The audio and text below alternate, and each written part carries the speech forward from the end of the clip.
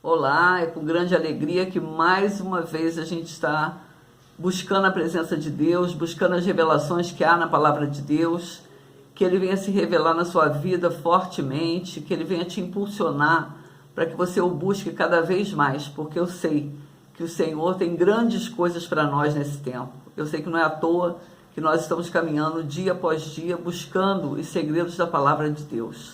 Que Ele te abençoe abundantemente e a mim também. Hoje nós vamos meditar em Mateus 17. Espero que você tenha lido e espero que a gente consiga passar algumas informações.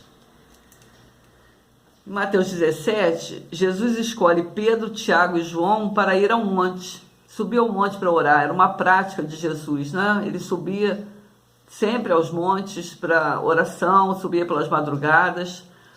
E nesse dia ele escolhe Tiago, Pedro e João para ir com ele.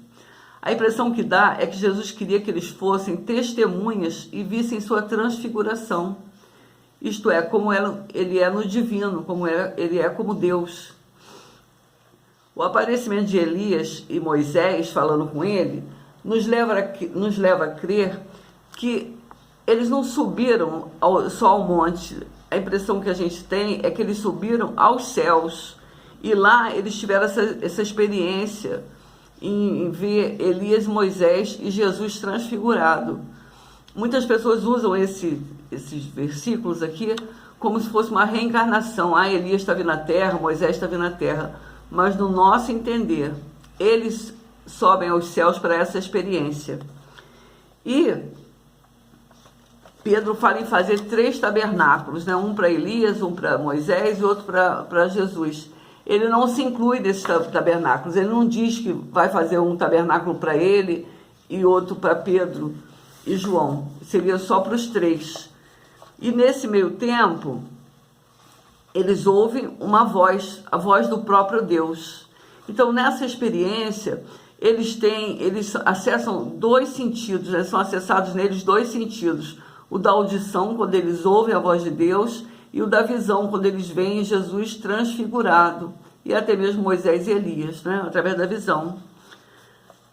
A impressão que dá é que quando Jesus os toca, os traz para a realidade, e ele lhes pede segredo do ocorrido. Esse segredo deve ser suspenso após a sua ressurreição, que após a ressurreição eles vão relembrar desse fato. Essa questão de Elias vir antes pode ter sido a aparição na transfiguração, pode ser uma referência a esse momento na transfiguração.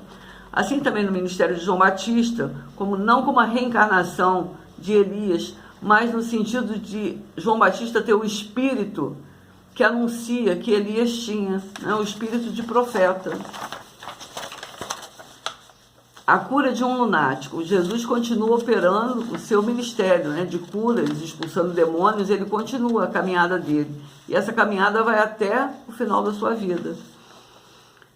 Esse episódio, o pai já tinha recorrido aos discípulos e eles não tiveram sucesso. Jesus, com a sua autoridade, repreende o demônio e o menino fica curado. Os discípulos, no secreto, questionam Jesus por que não puderam expulsá-lo. Jesus afirma que através da fé tudo é possível, mas que existem demônios que só saem através do jejum e oração. O mesmo se aplica aos nossos dias, né? Tem casta de demônios que as pessoas só vão conseguir expulsar se fizerem jejum e oração. E até mesmo a pessoa que anda endemoniada, de pessoas que querem libertação em algumas áreas da sua vida, elas precisam ter esse entendimento que elas precisam jejuar e orar para que consigam ser libertas. Então, ele começa a anunciar a sua morte e ressurreição. A tristeza dos discípulos em relação à sua morte mostram que eles não entendiam a ressurreição triunfante, porque mais do que a morte é a ressurreição de Jesus, né?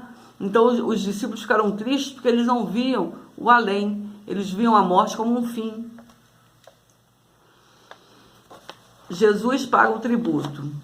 As didracmas, era uma espécie de taxa anual para a manutenção do templo. Jesus faz referência que os filhos estão isentos de pagar os tributos. Ele, como filho de Deus, estaria isento também, como homem não.